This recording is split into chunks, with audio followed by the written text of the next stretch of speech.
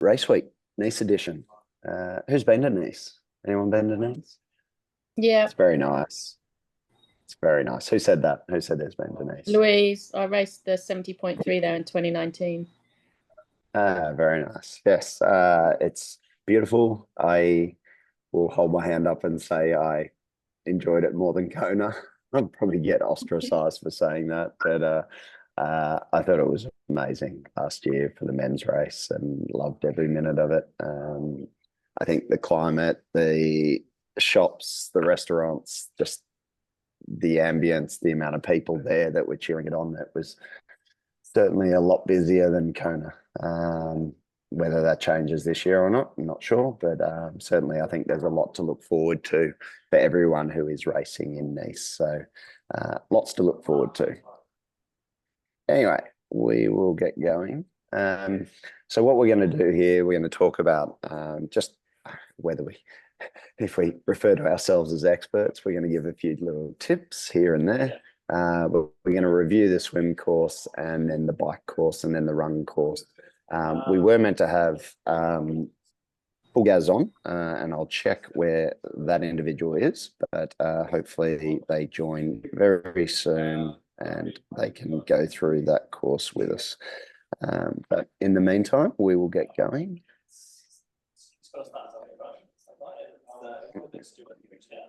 Okay. So I thought I'd start with Matty Dixon from Purple Patch. These are his sort of key takeaways or key points, I think, for any race, and specific again to Nice. But I think all of these points are really poignant. And as we go through the experts, I think it is really important just to take note of this. I think everyone gets carried away with some of the top of the pyramid type things, and they forget about some of the really basic stuff. So I think from what Matty was saying in terms of pre-flight, like get everything serviced beforehand. I always see the bike servicing out there and I'm like, wow, if you're waiting until you get to the race to get some people that you have no idea about and have never handled your bike, then you're probably leaving it all a little bit too last minute. So get everything serviced now. Look, you got a few weeks before you have to go. Get your bike done, make sure your shoes are in good condition, your run belt, everything else, everything you can think of in terms of your gear, get it done now. In terms of before you get on the flight, arrive early. Don't be a hero like I usually am and try and time it so you get through security and then just walk straight onto the plane as the gate is closing. Get to the airport early, get through security, make sure you don't have any crap or fluids in your hand luggage and that's going to get security to slow you down. Get through, grab a coffee, have some food, just relax. Sit down and just relax and know that you're going onto a plane for quite a long time and go from there. So be that. Pre-flight, I mean, Matty talks about just hydrating, pre-hydrating, make sure that obviously from a hydration standpoint, you're not drinking alcohol when you go on there. In terms of transport, when you get to Nice, plan ahead, depending if you're staying in Nice or if you're outside of Nice, then you certainly would think about having a car. But if you're staying in Nice, I don't think you need a car. It's all pretty central. In terms of training tips, he recommends that get in the water early, swim early morning. The ocean there is beautiful. You can certainly get out there and do that early. If you are going to bike, drive, this would be the point in case where you could use a car. Certainly drive out of town. Don't try and ride within town. Look, as much as it will be ready for race, what you will notice when you're in Nice is a lot of people don't actually realize that there's a world championship going on in the next few days. So cars are flying by, people like that, they really don't care if you're riding a TT bike or something like that on the streets. They will probably just knock you over. And unfortunately, you do hear of it every year with an athlete getting hit. So I would say, drive out of town, do that. The other thing is, obviously, we'll go through the run course, but the run course is in town. Don't run for show. And this is something Matty always goes on about, is like, you see these athletes like smashing themselves a few days out from the race and just being an absolute hero. Just do your thing. Don't worry about what anyone else is doing. Just take your time, do your thing, stick to the plan. In terms of arrivals, obviously on the plane, His view is have like snacks and fluids. I probably differ a little bit in terms of flying, in terms of fasting, but if that's for you, do that. Make sure you prepare for what you're about to arrive into. It's most likely going to be pretty hot, so make sure you've got your shorts, hats, and sunnies, and certainly anything else that you need at that point in time to, as you get off the plane, you can go into the bathroom and get changed. And above all, just be patient. Okay, you're there. There's no point complaining about lines or anything like that. Just enjoy it. In terms of groceries in your base camp, his big thing is be strategic. Like everything, be strategic. The markets in Nice, in the main square, are fantastic. Last year, did quite a lot of shopping there. There's heaps of fresh fruits and vegetables, good quality meats. Certainly, it's very different from Kona in that perspective, in that the produce there that is available to you is fantastic. Obviously, don't go and eat anything that you haven't eaten before, but certainly make use of those if you enjoy it. And then, race planning. I just had a call with an athlete about this, but those 2 days prior, get everything laid out in your bed. If everything's in pre-bagged up, you've got your race day nutrition lined up. You've got your gear, your shoes, your sunscreens, your hats, everything out, everything just ready, laid out. The typical Instagram type photo where people take that sort of pre-planned what they're going to be using for the race. Do that. Make sure you've got it. Have a checklist as well. Make sure you've got a checklist where you can go through and actually say, and this is before you obviously get to Nice, but have a checklist for everything you need, and anything beyond that is what you need. Whatever you do, don't leave your nutrition at home. You will need, don't just take out your nutrition for the race. You will need nutrition for some of the prep. If you're going to do bike rides, if you're going to do runs, if you're going to do swims, you're going to need extra gels, extra fluids, extra bars. So make sure you take a lot of that there. And then his final tip is arrive early on race day. Don't panic. I remember last year, I was down there early with Jan, and there was a couple of athletes going, has anyone got goggles? And they're about to do an Ironman swim, and they'd forgotten their goggles. So you can laugh at it, but it happens, and it happened to a professional athlete. It's just, that's going to freak you out. That's going to panic you. That's going to send your heart rate through the roof. So just remember that, and just everything is about planning and being on point.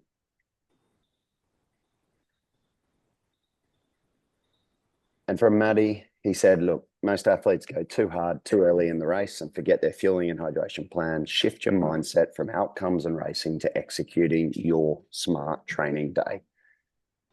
Fuel and hydrate with smart and patient pacing through until at least 85 miles on the bike, and you're set up for the day. Don't be a hero. Don't get caught up in it. Don't try and you see some people absolutely punishing themselves. Don't do that. Just stick to your plan. Think about what you've set up for yourself, or what your coach has set up, what you've done with your nutrition, what you've done with your hydration, and stick to it. Okay. You stick to a plan, you will have a great day. If you go out and be a hero, you won't have a good day.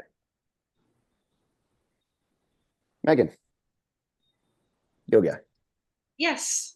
Hello, everyone. It's nice to meet you. I know I've met some of you already, but it's nice to see some new faces as well. So I figured we'd kind of cover some of the other considerations prior to Nice. And congrats to those of you that are racing. That's a massive achievement just to make it to World Championships. So one of the things that I really like to talk about with people pre-race is to assess your accommodations before you end up at your race location, right? You need to know, do you have a refrigerator? Are you staying in a hotel or an Airbnb? Do you have access to a microwave? Because these appliances are going to affect your food choices when you do actually get to the race site. And so it's just kind of a good idea to know what you have available before you're going in. Obviously, it's nice if you have a kitchen when you're staying at a race location, but this isn't always the case. So it's just something to be aware of before you go, and making those choices accordingly. Another thing that happens to a lot of athletes in the week leading to the race is they end up getting sick, right? You've put in all of this training, you haven't maybe recovered adequately, or you go through a stressful travel day and you end up getting a small cold going into the race, and this is never ideal. And so we want to do a couple things. And one is to increase your consumption of probiotic rich foods in the 2 weeks prior to racing. So this can be kimchi, this could be yogurt, this could be kefir. These foods are just going to slightly help to boost your immune system, and so potentially help you to not get sick prior to race day. And also, there's very little downside to just increasing these foods in your diet overall. So definitely a good thing to do in the 2 weeks leading into a race. And then before you travel, pack a food bag, right? So on the trip, on the flight, you want to make sure that you have snacks that are familiar to you, plenty of protein-rich food sources, carbohydrate-rich food sources, just making sure that you have what you need going into race week. You know, the lucky thing is in France now, they do have a lot of options available to us. But if we were talking about this maybe 5 or 10 years ago, you might not be able to find peanut butter, for example, at some of the grocery stores. So just having those comfort foods with you will make you feel a lot more comfortable leading into race week.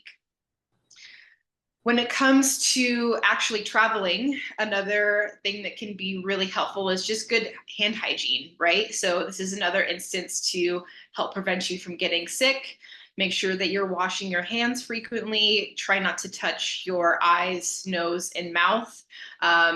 Just any instance you can take to help keep you healthy going into the race is going to be a good practice.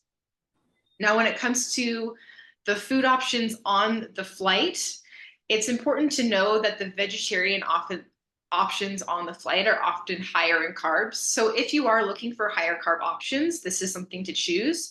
If you are looking for lower carb options, you might want to choose the animal protein meals that they have available. Another thing that can be really helpful during transport is keeping the weight of your luggage off of your back, right? So if you've ever gone through some long haul travel, carrying a backpack, maybe a bag or two that doesn't have wheels, and you just get to the race site and you're super sore. Your arms, your shoulders are just tight. It's a bit more difficult to swim because you've just been carrying these strenuous bags all over the place. So if you have the option to use roller bags or even just, a cart while you're moving through the airport, this can be really helpful just to ensure that you're not additionally sore going into a race. So as far as training tips go, the week of the race, the hay's already in the barn, right? You've already done the work. The most important thing that you can do in the week leading into a race is to recover optimally. And, putting in these massive effort workouts aren't going to get you more fitness on race day. So just be mindful of your intensity. There's going to be a lot of very athletic people also in Nice. So you don't need to show off before race day happens. Another thing that can be really helpful is just getting off your feet and out of the sun, right? So it's really easy at these events to be on your feet all day. Just going through, the race sites, maybe some of the shops that they have down by the course. And this can really take a toll as far as exhaustion goes before a race. And same with being in the sun, just having that additional exposure isn't necessarily good for performance. So I often recommend to people, do what you need to do, drop off your bike, pack it, pick up, and then get back to your hotel or accommodation and just try to rest. So when you do arrive in Nice, I think a couple things are really important. One is to eat on the new time zone. So if you are coming from the US, like I would be, it can be quite the adjustment. But when you arrive at a new location, eating on the new time zone can help to help you adapt more quickly to the time zone that you're on, just because it helps to affect your circadian rhythms. So when you get there, just adapt to the new time zone that you're in. Again, arriving early, like Scott mentioned, you want to have time to get used to the new location, have time to adapt to the new time zone, and then just also settle into your accommodations. And on the day that you arrive, try really hard not to nap. I know you're probably very tired from the travel, but if you can get on that new time zone quickly, it's really going to help your body to adjust to being in this new location. So when you get there, the first thing that I always do when I arrive at a race or an athlete that I work with arrives at a race is I tell them to get their shopping done. And there's a reason for this. It's because nobody wants to build a bike hangry. Usually that's the first step that people go through when they arrive at a new location, right? Is you get there, you make sure your bike's good, you build it, maybe go out for an easy spin. My thought process is if anything should go wrong with your bike, you want to make sure that you're not hangry dealing with those problems. So make sure that you go to the grocery store first, have those meals and snacks available to you, and it's just going to make the whole trip a whole lot smoother. It can also be really helpful to plan out your meals of the week in advance. I especially like to do this at big race locations like Nice because, the restaurants can get pretty crowded, especially if you're trying to find Italian food, for example, the night before a race. So just make sure that you have what you need, and that you're able to find the meals that you need prior to the start of the race. Another issue that I see a lot of athletes run into when it comes to carb loading in particular is carb loading with whatever foods they can find in this new race location, right? French pastries are amazing, but they're probably not the best food to choose as your primary source of carbohydrate loading. We need to choose foods that are generally lower in fat just to make sure that we're able to eat enough carbs to support storing enough muscle, or excuse me, storing enough glucose in the form of muscle glycogen before the race begins. As far as race planning goes, like Scott also mentioned, prepare your race bags early. This is just something that you can easily check off. You don't have to worry about it race morning. Do it the day before. Make sure that everything you have is prepared and ready to go, just so when you wake up race morning, it's a streamlined process that you have to go through. And last but not least is sunscreen. So make sure that you are applying sunscreen. The run course, as we'll go over, doesn't have much shade or any shade. And so make sure that you have it particularly applied to your hands, but anywhere also that would be exposed skin.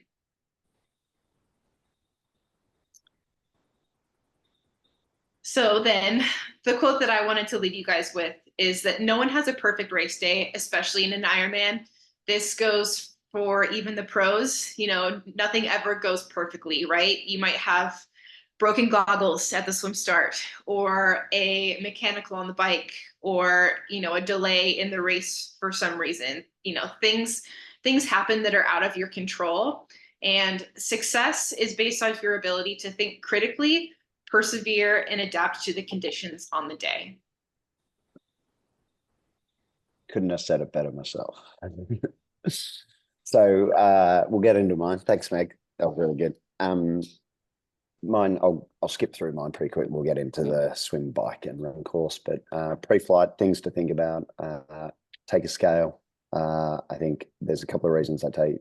In terms of a scale, I would take a scale to weigh yourself when you're out there, because hydration status is going to be important. You don't want to be going out doing a long bike, checking out the course, or a run on the run course, losing 3 or 4 pounds of body weight, and then you don't actually rehydrate within the next hour or 2 hours. So I would look, you're not taking a scale to check your body weight in terms of losing weight. You're there to make sure that your hydration status is correct. Okay. The other thing I would take out there is a food scale, especially if you want to dial in your carb load and make sure you're actually getting in the amounts that we're recommending in Fuelin.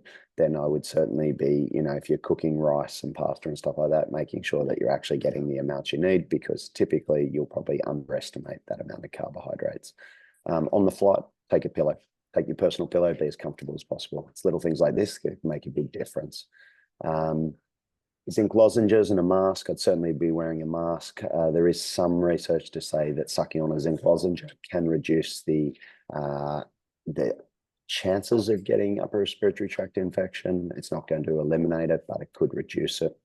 And then a bit like what Megan said about probiotic foods, there is some research. I'm not saying it's robust, but certainly there was a meta-analysis in the European Journal of Nutrition, which looked at the consumption of probiotics and probiotic foods and broad spectrum probiotics. And 14 days out from major competition, it's been shown to reduce the chances of athletes experiencing upper respiratory tract infections leading into competition. So look, I'm not saying you have to take a broad spectrum probiotic.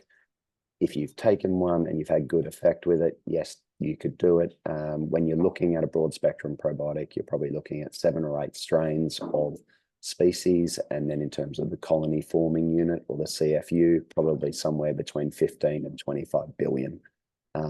If you were going to do it, start pretty soon and then do that. Other things to think about pre-flight, I tend to recommend fasting on long flights, international flights. Again, there's some loose research around reducing inflammation, which may have a positive impact on jet lag. Anecdotally speaking, I do this a lot with pro athletes and they all respond very well and say they get minimum jet lag. Something to consider. They certainly eat a lot before getting on the plane. They tend to, and again, you may feel better just because you've avoided airplane food. So that would be another reason to fast on the plane to avoid airplane food. For those of you that are coming from going in an eastward direction, you want to stay awake in the morning, but try and avoid really bright light, but definitely stay awake in the afternoon and get outdoors. Avoid that mid-afternoon nap if you can, as Megan said. If you're flying westward, stay awake while it's daylight in destination and then sleep when it gets dark. If you are flying westward, it's much easier flying westward than eastward. In terms of training tips from me, take extra fuel, extra hydration products, same as what Maddie said. Just if you come home with extra gels and that's a good thing. If you're scrambling around trying to buy stuff, that's a bad thing. There is a store called the Triathlon store in Nice, which is very good. If you do need any products, they do supply Morton, Precision, and Pillar. So just as an FYI, they're very good and they've got very good stuff there. Make sure you got fluids at hand all the time. You've always got a water bottle in your hand and you're just sipping on it. Make sure you're not getting dehydrated. Follow your Fuelin plan if you're on it. Stick to it. Don't leave in the last week or two. Don't throw it out the window after all the hard work you've done. Losing weight in race week is not an option. Okay. We certainly try and avoid that with the plan that you've got. You will be all on a maintenance plan. So if you typically have been trying to lose weight and you suddenly see a lot more yellow and green, it's because we're trying to keep you in a maintenance plan and don't want you losing weight. Don't try and lose weight in race week. It is certainly not advised. If you listen to the podcast that Jan and I did, as he said, he used to always get to Kona. And as you know, he's very lean, but even he felt he was up against people who were ridiculously ripped up and, in great shape. But then when it came to race time, they often failed to actually perform. So, being super lean, super light and trying to lose that in race week, not advised.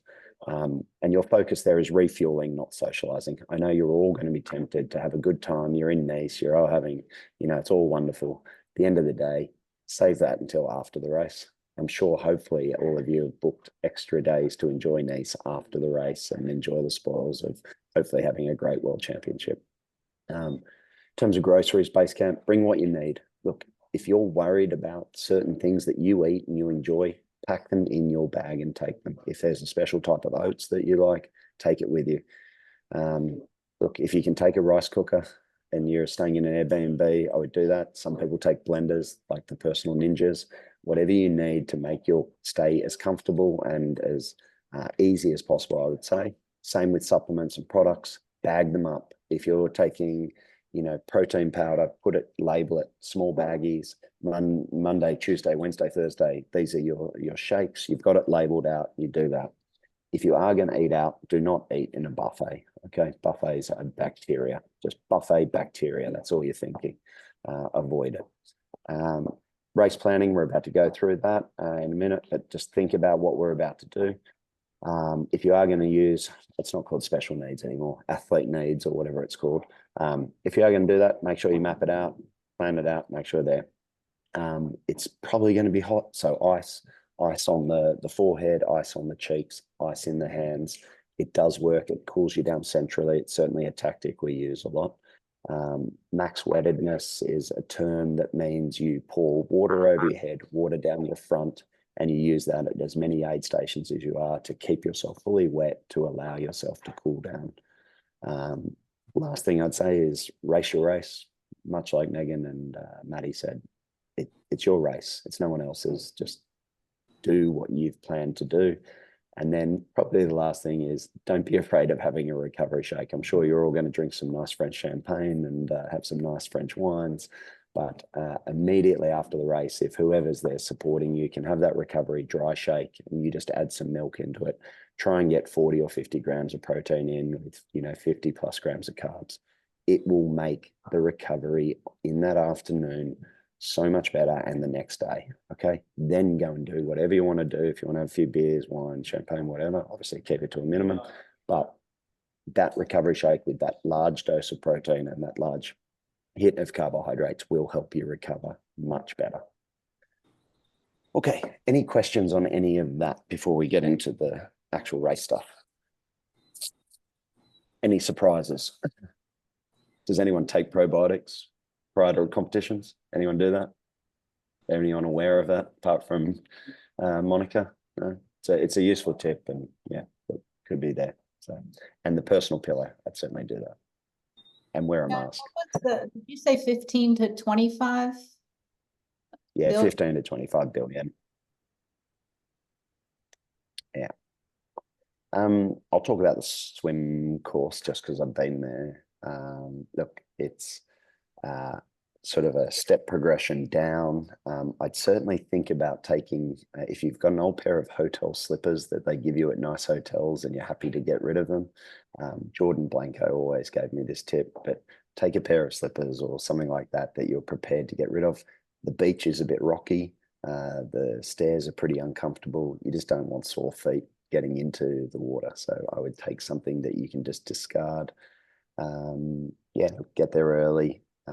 Obviously have your gels with you. Now for Ironman distance, I'm actually tend to be recommending and practicing this obviously in the next few weeks. Practice it before you've got a long swim, but actually dropping 2 gels before you go out. You're about to go and do at least an hour of exercise.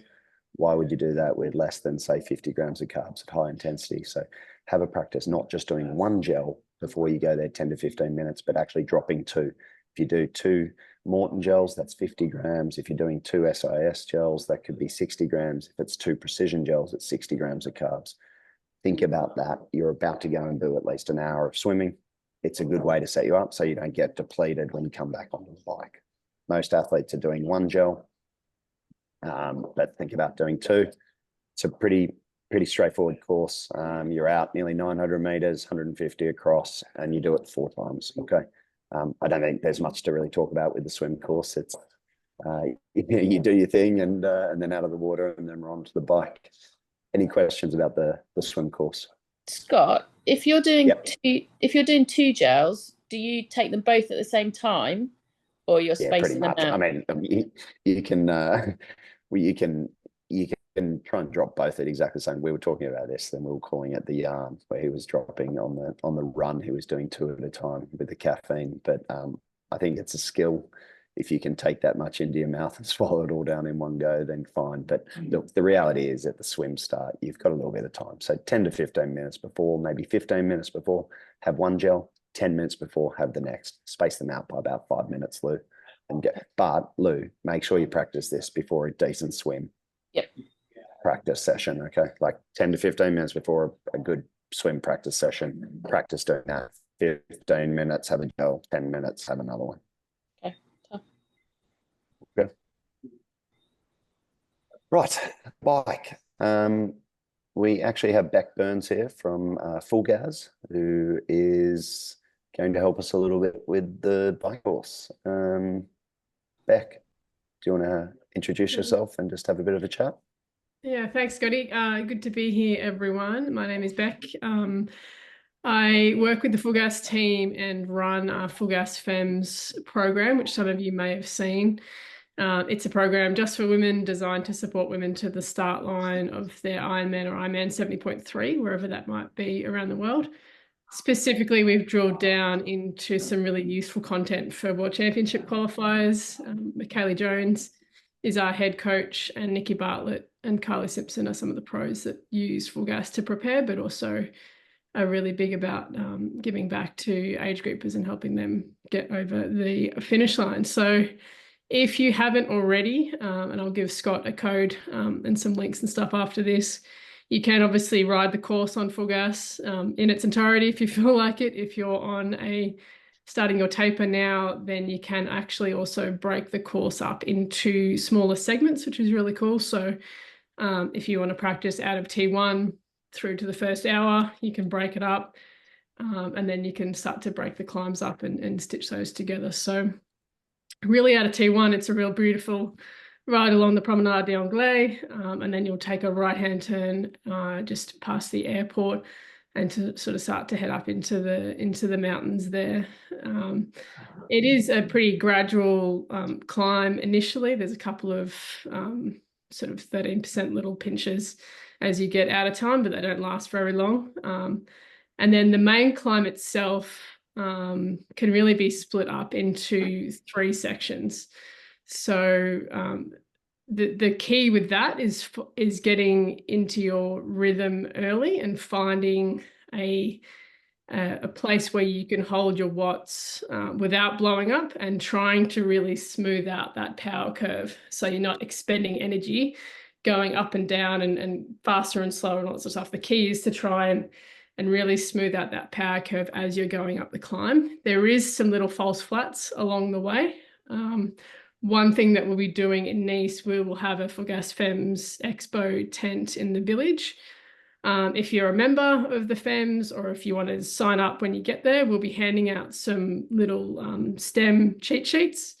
So you can stick that onto the top tube of your bike, and it will literally talk you through the entire course, even to the point of, okay, you've now got 6.8 Ks at an average of 6%. This is kind of what you're in for the next 6 point however many Ks. So the key with the course, I think, is really breaking it up into sections, and knowing where your aid stations are. Obviously, you can see on the course map what's on the screen at the moment where those aid stations are. If you ride it in full gas, you will see where the aid stations were. It was filmed during the event last year, so you also get a feel. I tend to see aid stations when I'm riding in full gas, and I'll like just instinctively grab my bottle and drink, or have a gel or something, just so that I'm practicing that refueling at a good point on the course. It's also super easy to get on a climb. You can kind of forget to eat because you're just focused on tapping away and getting up the climb. So it is really important to figure out, okay, where am I most comfortable to grab a gel, grab a drink, because obviously you need to take your hands off your bars potentially to do that. So finding a good place to do that's important. Obviously across the top, it flattens out. Good place to refuel. Actually, Beck, can I just jump in there? And this is something we talked about last year before that second, or before the main climb. I think it's a really good idea to consider having something before going up. And it depends on the athlete, but I think at least getting some carbs in at the bottom of that. So you see that slight descent around just after 20 Ks as they start to 20 miles as they start to descend.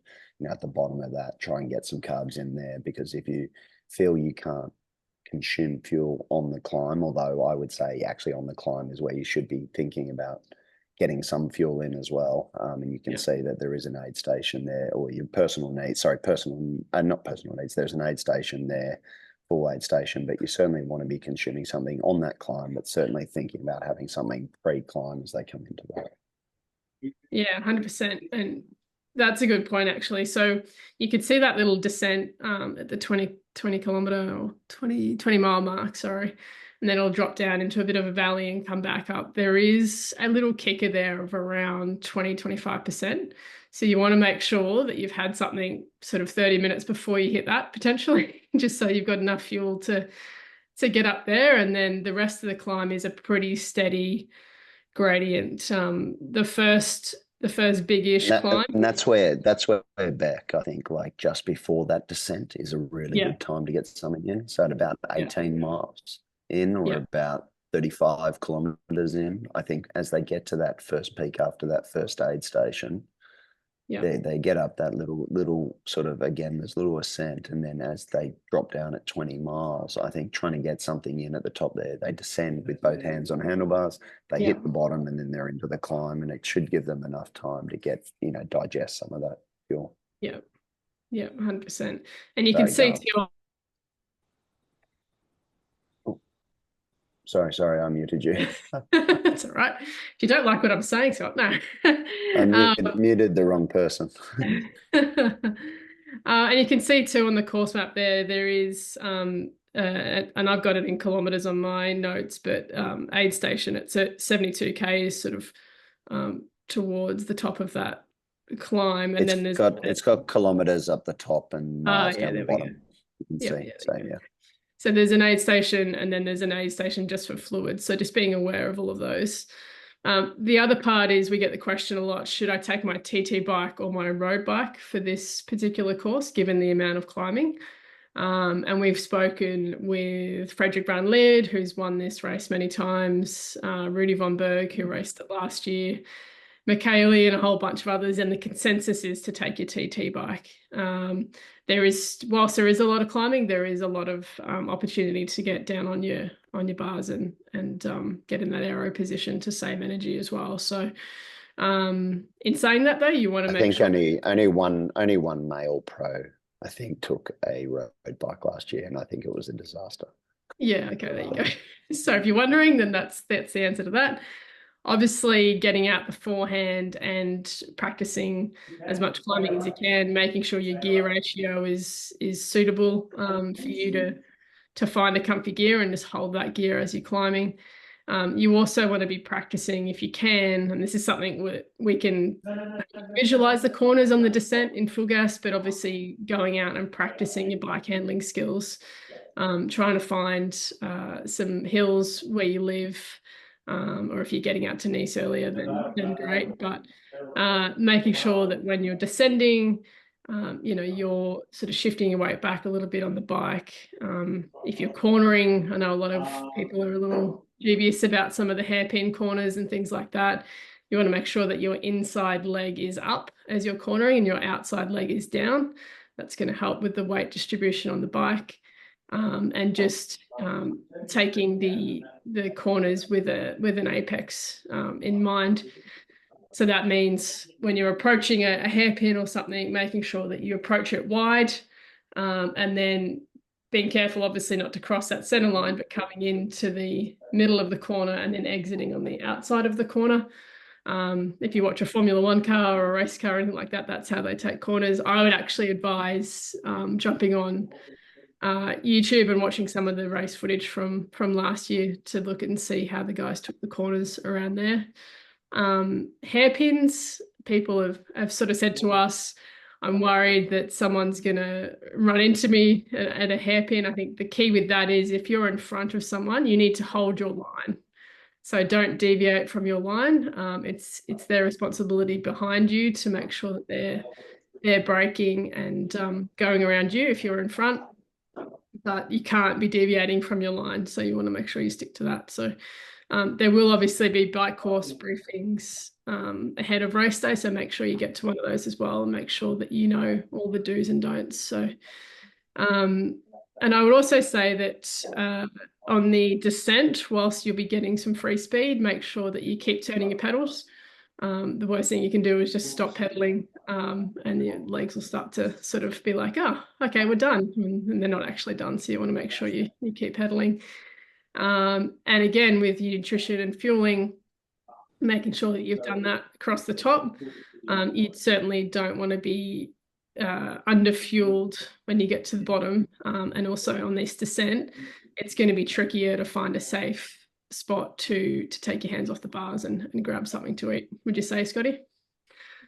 Yeah, so, and this was something we talked about last year, was consider what type of fuel you're using at which points. So if you've got like a hydration system and you've got a tube, then consider using that on the descents. like where you can take opportunities to drink from your straw without having to take your hands off the handlebars. Whereas on the ascent, it might be there that where you're using, like you can pop the chews or have a gel as you're going up. It's something to think about, and it depends on what fuel you're using. The other thing we said was obviously at around 80 miles, before 80 miles, you go back up that ascent. You've got that little plateau there. That's an opportunity to get some fuel in before you do that big descent down. And then when you get to 100 miles or 160 Ks, you've still got actually a fair bit before you get into town. You've still got another 12 miles. So don't be afraid of getting fuel in that last bit as well, where it's a little bit flatter as you prepare to come into T2. The other thing I would say is please put hairbands on your bottles over the top of the lids, attach them to your bottle cages. Again, Jan lost his back bottle last year on the ascent. He wasn't even going down, it was going up. Lost 160 grams of carbs. It happens. It will impact your race significantly. So best laid plans with hydration and nutrition can be completely undone if those bottles pop out. We saw it in London as well the other day in the T100. Roads just had potholes and stuff. So just consider that. Sorry, I'm just going to plug my computer in before it runs out of batteries. One thing I'll say there's 7 aid stations. There's seven full aid stations, 1 hydration station up the top, which only has Precision. But again, think about what's there. There's Morton and Precision. If you're practicing with those and you plan on using them, there'll be more around the race briefing of what they're actually supplying you with from electrolytes and from in terms of Morton products, from gels, liquids and bars, but something to consider as well. But from my perspective, and I think from Megan's perspective, carry as much as you can. And if you can be completely self-reliant as much as possible in terms of fuel and electrolytes, do that, and pick up water as you go. It reduces the chances of something effing up. Yeah, absolutely. So I guess the key points, you can practice some of these sections in full gas. You can do the downhill as well, and that'll just give you a feel for what some of the corners look like, and you'll also get a really kind of weird sense of deja vu when you're out there on race day. We had a bunch of women that prepared for Kona last year and then came to me on the Monday and was like, I knew exactly where I was and, knew how far I had to go. And it was just really comforting because I'd already done it before and knew it all. So for those of you that might need assistance with bike mechanical support in terms of pre-race tune-ups, bike builds, and then even pack downs post-race, we've actually partnered up with Nirvana to give our femmes some good rates on that sort of stuff. So if you, I'll send a link to Scott after this, but there's a form you can fill out. And if you're interested in any of those services, we can help you out with a pretty reasonable rate. We're also planning, hopefully, a bus tour of the bike course on the Friday morning at 8 a.m. So again, a good way to see the course, sitting on your butt in an air-conditioned bus, checking it out and getting a feel for it in real life. So again, that'll be on the form to fill out. But and I'll be in Nice, so hope to see plenty of you there. Yeah, definitely drop in to the Full Gas stand and say hello to Beck and the team. And if you haven't ridden Full Gas, it's very interesting. I've certainly ridden the Nice course, and it's if you turn off the assist and do it so that it's actually on the gradient, it's pretty tough. So, but certainly worth doing and gives you a good understanding of what you're up against. It's tough, but it's okay, completely achievable as well. So. Oh yeah, completely achievable. I'll be fine. Okay, we'll go into the run. Meg, do you want to just handle this one? Run through? I mean, it's a pretty flat, basic course, but yeah. I was just going to add one thing on the bike course, and I feel like this is more applicable when the men race it versus the women, but right to your skill level, right? So on that technical descent, the time that you'll gain from taking a quarter a little bit too hot versus crashing, God forbid, right? None of us want that to happen, but just make sure that being familiar with the course, either through riding it on full gas or potentially that bus tour beforehand, and making sure that you're riding within your limits is really important here. Yeah, no, I completely agree. Unfortunately, one of our athletes, Andrew Martinez, was winning his age group last year and crashed on the bike and broke his wrist. And that was the end of his race. So it can happen. So ride within yourself and be safe. Okay, the run, I'm just conscious of time. We've got about 3 or 4 minutes just to hand over, so we'll have some time for Q&A. Yeah, so the run course, I think what's really important to note on this is that there isn't any shade on this course. So just being really mindful. It's going to be hot out there. So taking your time with the aid stations, making sure that you're cooling yourself off, like Scott said, tipping water over your head, keeping yourself cool. It's going to make a big difference as far as thermal comfort goes, and that can make a big difference in performance on race day. So not really a whole lot of elevation gain over the course. It's pretty flat, it's fast, it's beautiful through town. I'm trying to remember how many aid stations there are. Three total.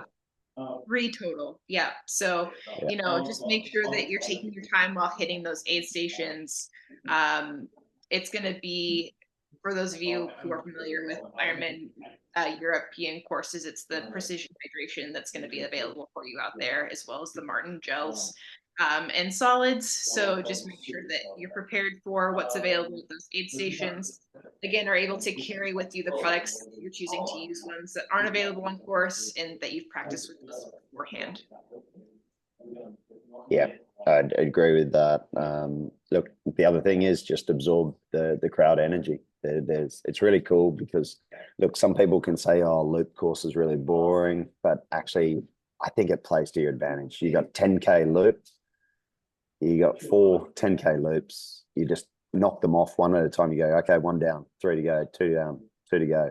You just do that. You got some crowds, you got good energy. There's a Red Bull. I think there's like a Red Bull tent out there with heaps of energy. People are going nuts.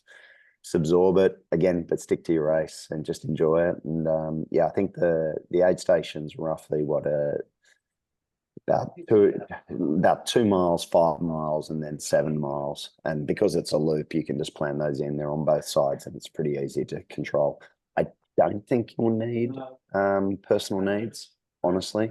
I think you can carry, majority of your gels or carbohydrate products. And if you've practiced with Precision and Morton, you can just pick up those as well. So if you want to use Precision gels, for instance, and you've practiced with those or SIS, but you're comfortable taking on Morton gels or Morton products and Precision electrolytes, then I would say, look, you should be able to get through without using personal needs station.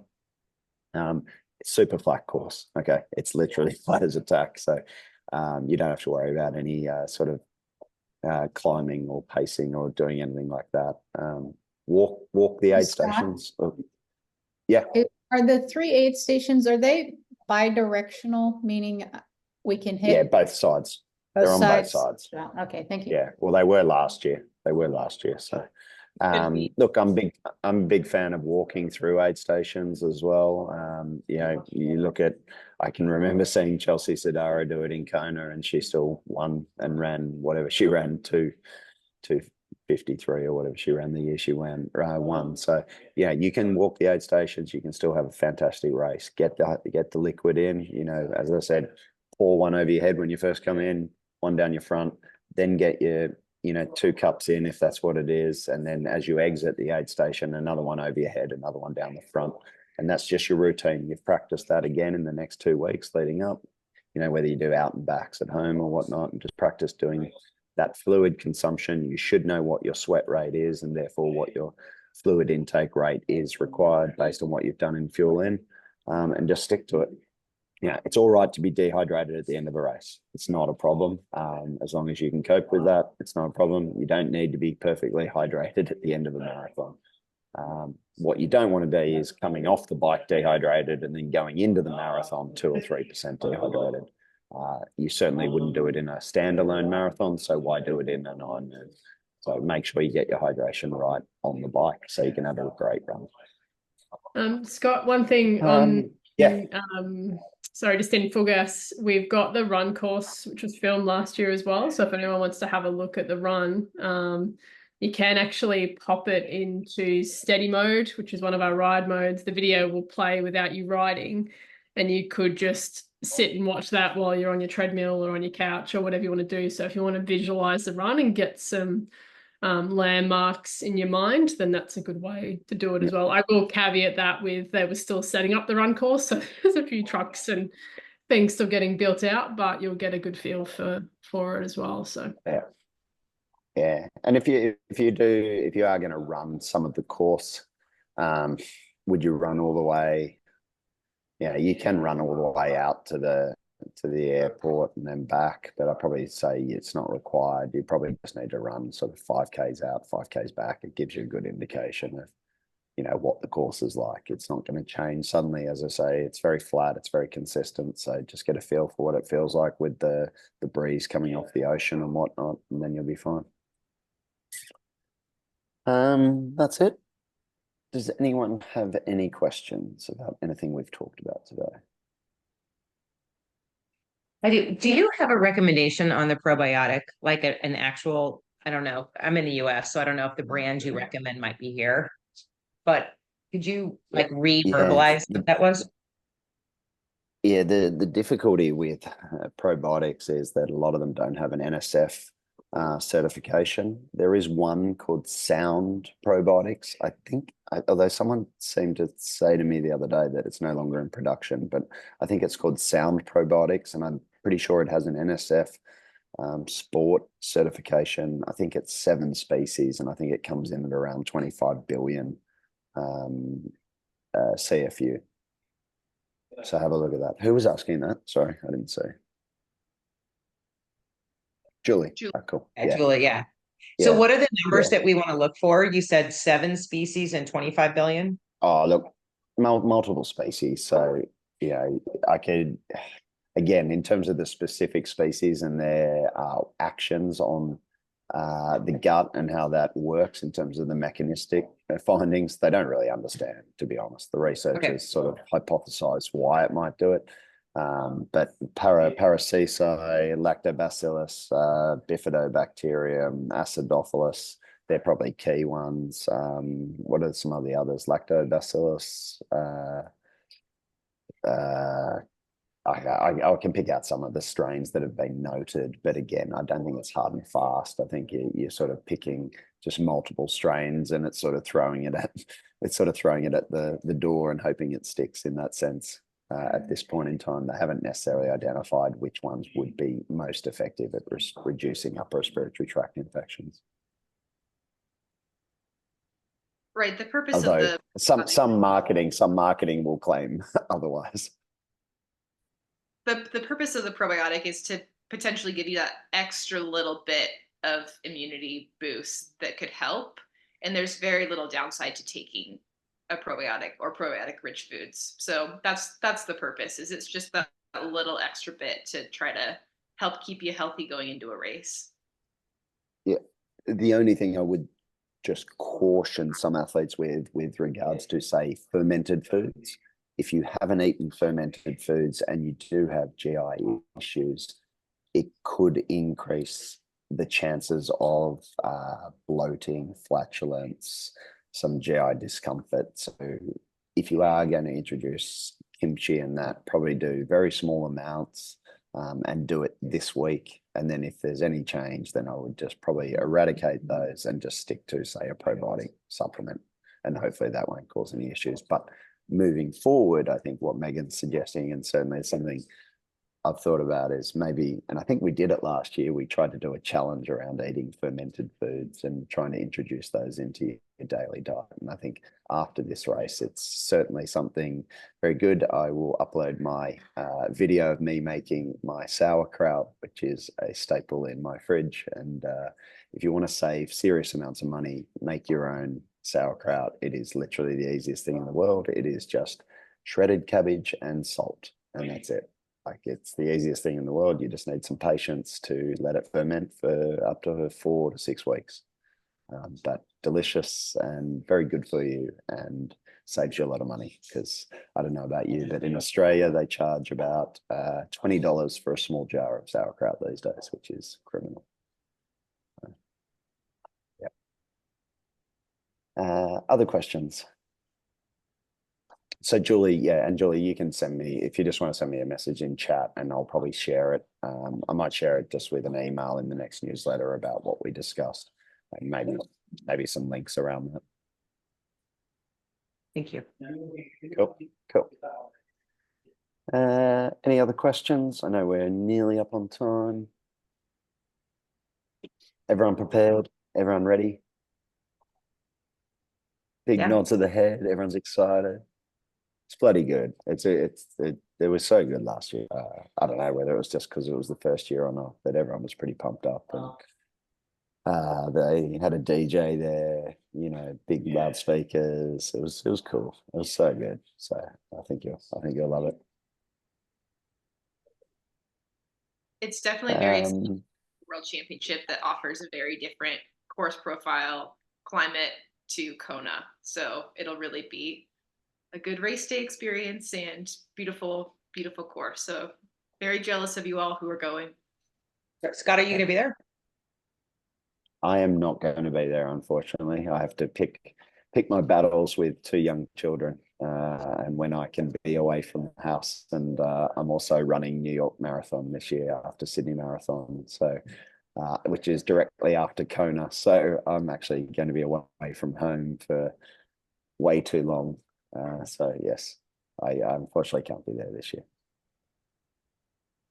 but it should be good, and we'll certainly be watching and following everyone on the tracker. And as I said, definitely go out, see Beck and the team from Full Gas, and I think Precision, Andy and the team from Precision will be out there. Arnie and the team from Morton will be there. Yeah, it'll be good. I think the team from Pillar should have a tent there as well. Maybe they won't have a tent. They might be out at the triathlon shop. And I definitely go and recommend seeing the triathlon shop. It's very good.